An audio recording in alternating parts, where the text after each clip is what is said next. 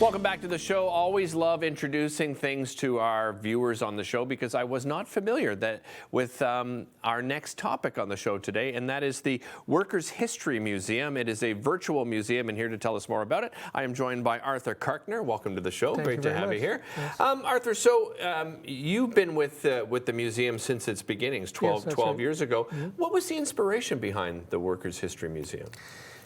Every year, we lose voices and we lose images. And if you look at history from 200 years ago, if you go to a church parish register, you can see when somebody was born. Right. But a lot of our social history, it was on videotape, which corrupts. It was on computers, which moved to new generations. And so we were concerned that a lot of really important history had happened in the last few decades.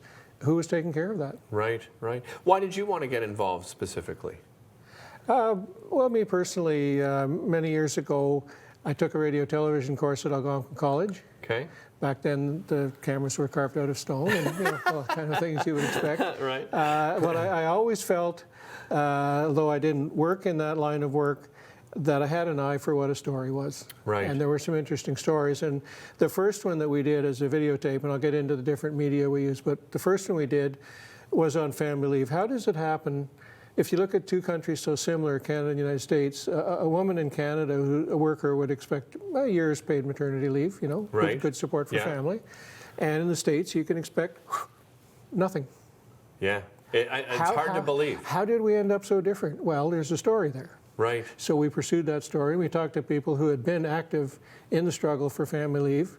We're still around to be interviewed, because if you wait too long, they're not around to be interviewed. Yeah. Yeah, well, and that's fascinating too, because I think a lot of people, their perception would be that this is a Canadian Workers' History Museum. It's not. Is this sort of a global look then?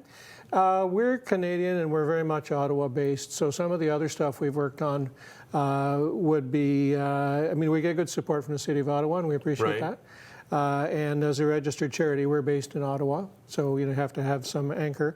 But a couple of weeks back, we had a screening at St. Paul University in French about Cal Best, co-founder of the largest union in the city, Canada's first black ambassador, the guy who edited the newspaper where Viola Desmond, who's on the $10 bill. Yeah, yeah.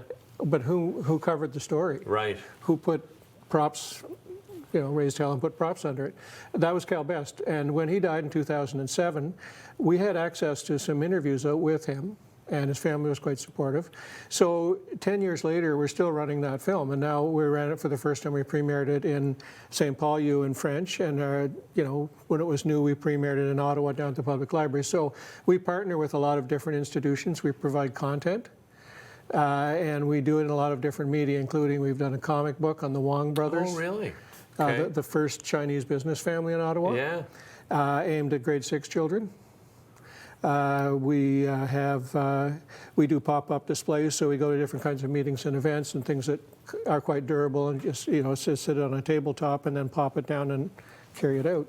Right. So in terms of being a virtual museum, we try to go where people are, rather than trying to get people to come to us. And for museums, I mean, I love museums. I'm a fan. I go to them all the time. Yeah.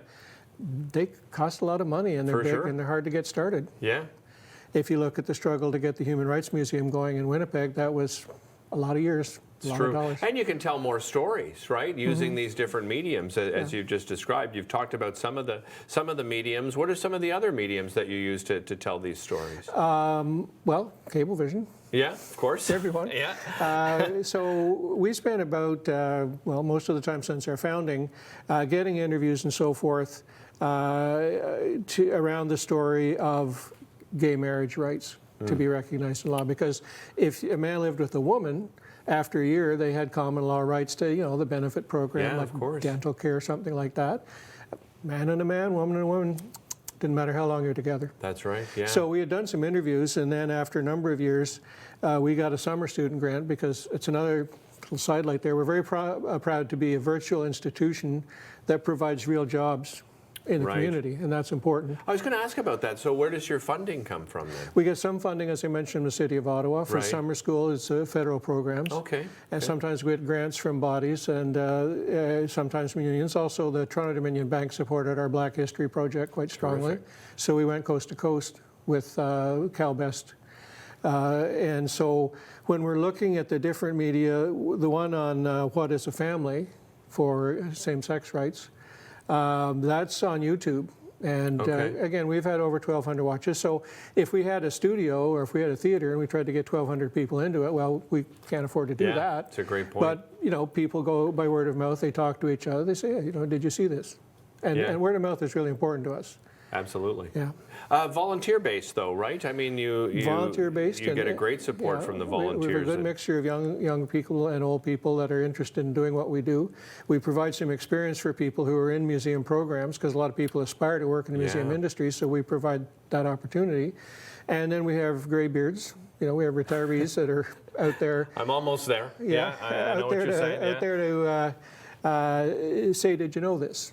Right. Old people like, and I guess you know, there's an old cartoon that says there's like a Y in the road, and the one side says heaven, and the other side says seminar in heaven, and all the Canadians are lined up for this for the seminar in heaven.